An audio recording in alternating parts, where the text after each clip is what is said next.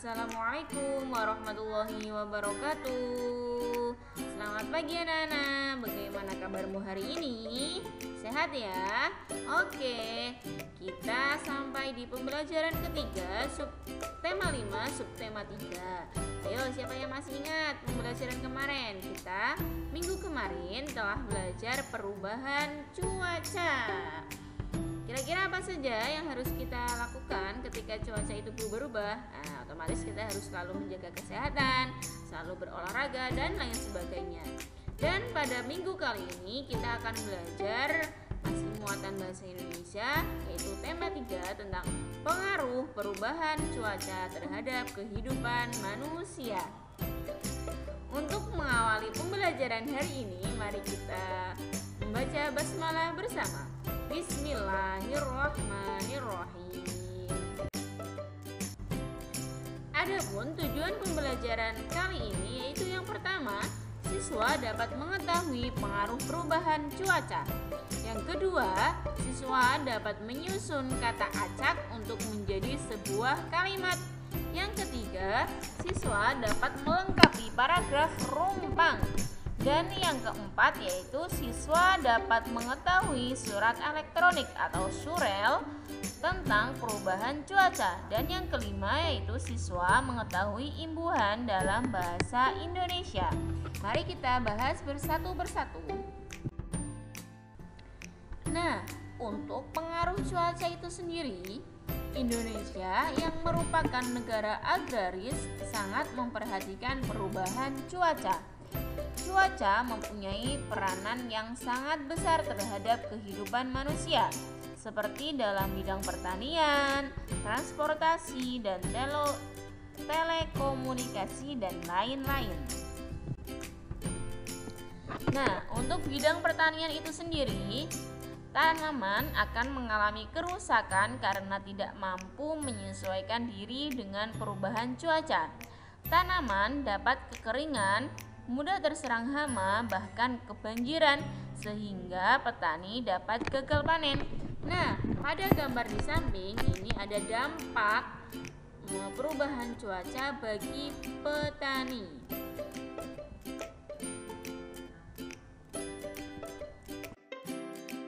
Hama. Selanjutnya, bidang transportasi. Cuaca, suhu, arah angin, dan kecepatan angin, awan, serta kabut sangat mempengaruhi kelancaran jalur penerbangan. Jika cuaca buruk, jalur transportasi akan terhambat. Nah, di sini ada berbagai alat transportasi. Ada pesawat, ada kapal laut, ada kereta api, ada truk, kontainer, dan lain sebagainya. Ketika hujan, biasanya laju kendaraan akan melambat, tidak berani kencang karena jalan itu licin. Untuk penerbangan bisa ditunda menunggu cuaca kembali normal. Begitu juga kapal laut sangat berhati-hati ketika hujan karena bisa terjadi badai di lautan. Untuk kereta api juga. Jadi cuaca itu sangat mempengaruhi transportasi. Selanjutnya, bidang telekomunikasi. Kondisi cuaca yang kurang baik dapat mengganggu jaringan telekomunikasi. Misalnya, saat kondisi hujan, sinyal HP menjadi melemah. Ketika petir, sebaiknya kita tidak bermain dengan barang elektronik karena dapat tersambar dan sangat berbahaya. Jadi ketika hujan, ketika ada petir, kalian jangan main HP ya. Sangat berbahaya karena sudah banyak kasus anak-anak atau orang dewasa sedang bermain HP saat hujan, dia tersambar petir. Jadi kalian harus selalu berhati-hati. Semua barang elektronik dimatikan. Ada TV, terus HP, dan lain sebagainya, agar tidak tersambar petir ya. Selanjutnya kita akan berlatih menyusun kata acak untuk menjadi sebuah kalimat. Kalian sudah bisa belajar? Nah, kemarin kita sudah belajar tentang kalimat efektif, yaitu ada subjek, objek, predikat, dan keterangan yang disingkat dengan SPOK. Nah, sebagai contoh yang pertama, ini ada kata pakaian, saat, cerah, menjemur, cuaca. Kita tentukan subjeknya dulu apa. Nah, subjeknya itu yang kita tandai dengan yang berwarna merah ya. Coba kita kerjakan. Yang pertama, pakaian, saat, cerah, menjemur, cuaca. Kira-kira untuk menjadi kalimat efektif itu yang seperti apa? Nah, menjemur pakaian saat cuaca cerah. Contoh yang kedua, ada kata hitam, tanda, ada hujan, ada awan, turun, akan. Kira-kira untuk menjadi kalimat efektif itu seperti apa? Nah, kita awali dengan yang berhuruf merah. Ya, kita susun awan hitam, tanda hujan, akan turun. Dan yang ketiga, melindungi payung, tubuh, air dari hujan. Kira-kira apa? Nah, kita awali dengan yang kata berhuruf merah. Payung melindungi tubuh dari air hujan. Yang keempat, saat ekstrim kita waspada harus cuaca. Bagaimana kita susun? Ya, kita harus waspada saat cuaca ekstrim.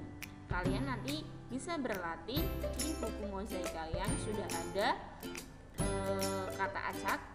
Ada soal-soal kata acak itu banyak di subtema 1, subtema 2 juga banyak. Kalian bisa berlatih sendiri ya. Oke. Kita lanjutkan. Nah, kita selain berlatih menyusun kata untuk menjadi sebuah kalimat, kita juga akan berlatih melengkapi paragraf rumpang. Apa itu paragraf rumpang? Paragraf yang memiliki kata yang tidak lengkap. Nah, kita tugasnya untuk melengkapi. Ini ada sebuah contoh ya. Cermati teks rumpang berikut. Faktor cuaca adalah titik-titik utama produksi garam nasional begitu minim selama setahun terakhir.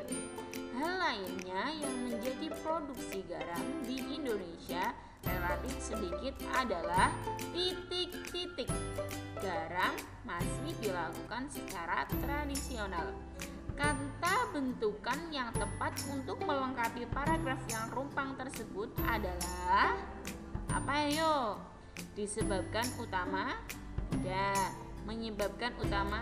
Tidak juga. Disebabkan utama juga kurang tepat. Nah, yang tepat yaitu jawabannya adalah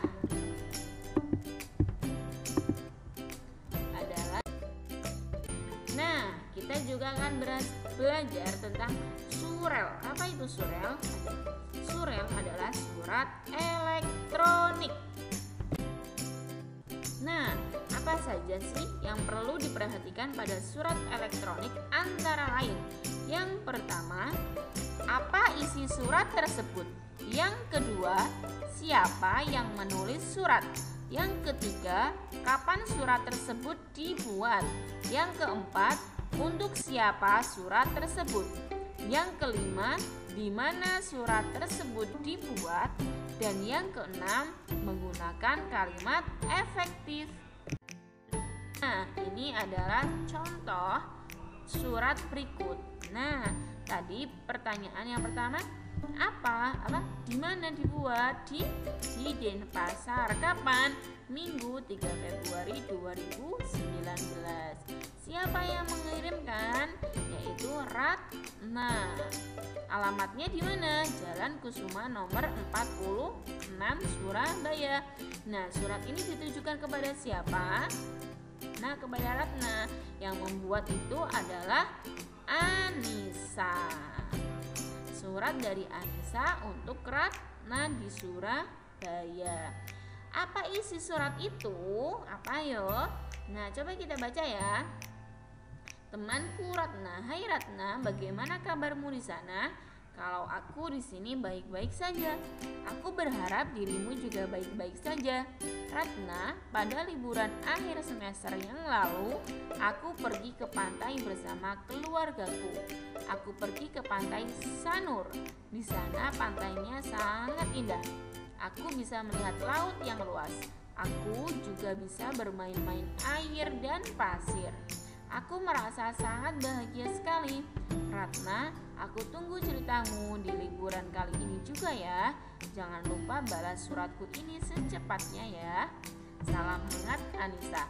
Nah, ini adalah sebuah contoh isinya tentang liburannya Anissa ke pantai Sanur. Bisa dimengerti ya untuk hal-hal yang perlu diperhatikan dalam membuat surat.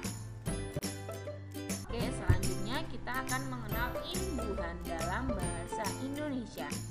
Imbuhan yang ada dalam bahasa Indonesia adalah antara lain yang pertama akhiran. Akhiran itu ada kan, ada i, nya, in, at, is, isme, man, wan, ah, us, wi. Ya. Contohnya manusiawi itu akhiran wi. Memandikan, nah ya, awalan itu ada ber, per, me, di, ter, ke, se, dan pe. Sisipan ada l, m, dan r. Itu sisipan ada di tengah-tengah. Imbuhan gabung, misalnya berkan, beran, berkan, perkan, peri, mekan, mei, memper, memperkan, memperi, dikan, dii, diper, diperkan. Contohnya diperhatikan, diperi, diperbaharui, terkan. Ada teri, ada kean, se-nya, bean, peran. Nah, ini ada beberapa contoh yang imbuhan. Katanya mengantarkan. Imbuhannya apa? Mekan. Kata dasarnya antar. Dan yang kedua ada menulis. Imbuhannya apa? Ya, pinter. Kata dasarnya tulis. Terus ada menghadiri. Mempunyai imbuhan meng-i. Kata dasarnya yaitu hadir. Kalian bisa mengerti? Oke. Nah, untuk tugas kalian pada minggu ini yaitu mengerjakan buku mozaik halaman 102.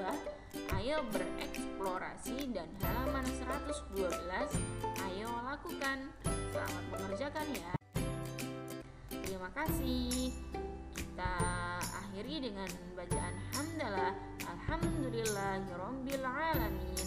Tetap semangat belajar, tetap jaga kesehatan, olahraga jangan lupa, langgengkan wudhu, jaga sholatmu, semangat mengaji selalu.